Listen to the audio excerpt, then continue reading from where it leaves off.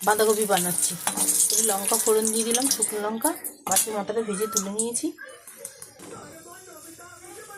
এটা গোটা জিরে দিয়ে দিলাম একটু ফোড়নে। যেহেতু মাছের মাথা দিয়ে বানাচ্ছি সেই জন্য একটু পেঁয়াজ ফোড়ন দেবো।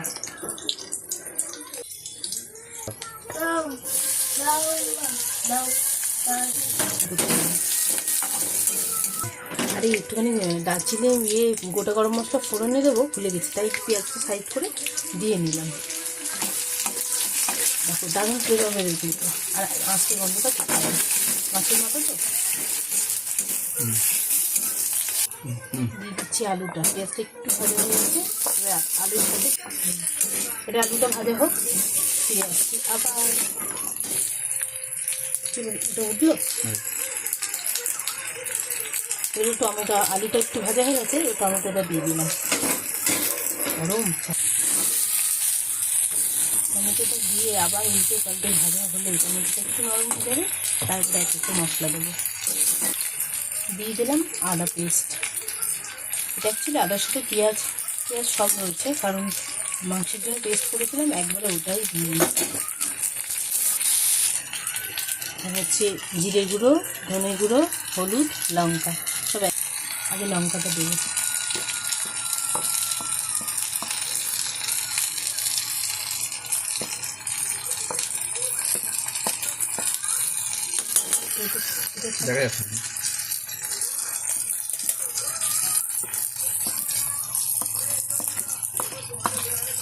একটু ভাজা হবে, মশলা ধোয়া জলটা একটু দিয়ে দিলাম।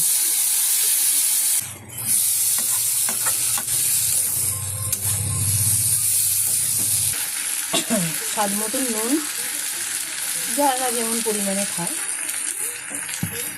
আর স্বাদ মতন চিনি। তারপরে এবার মিশাবো।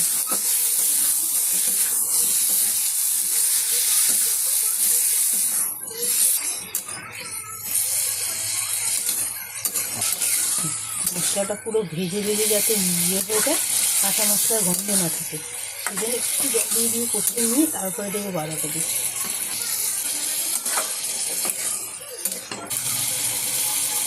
ভালো করে খেয়াল করে দেখো, তেলটা ছেড়ে গেছে, তার মানে আমার মশলা কষা হয়ে গেছে। এবার আমি চাপিয়ে দেবো বাঁধাকপি, দিয়ে দিচ্ছি বাঁধাকপি। আমি বাঁধাকপি একটু ঝিরে ঝিরে কাটার চেষ্টা করি, একটু মোটামোটা হলে সময় লাগে আমার। দেখো কাটা হয়েছে নাকি আরও ঝিরি ঝিরি হলে ভালো হতো।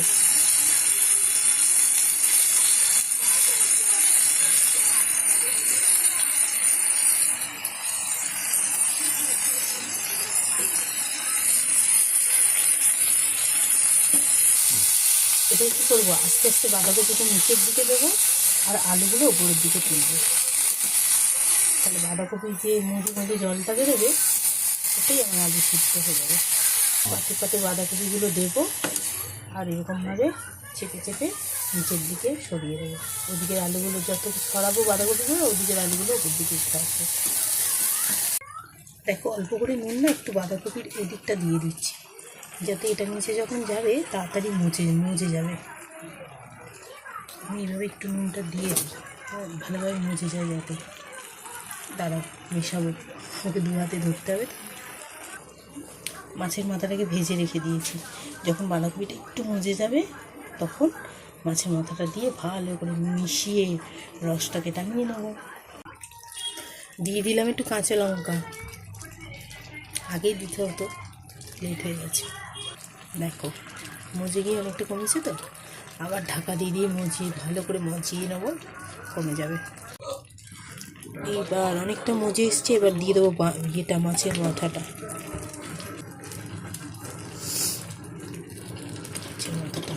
মাছের মাথাটা এখানে দিয়ে ঢাকা দিয়ে রাখবো, তখন মজে যাবে। গেলে আমি এখান থেকে এরমভাবে ভেঙে দেবো, এমনি একটু ভেঙে রেখেছি, ভেঙে পুরো মিশিয়ে দেবো।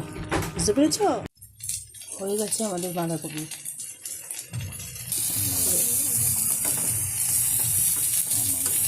রেডি।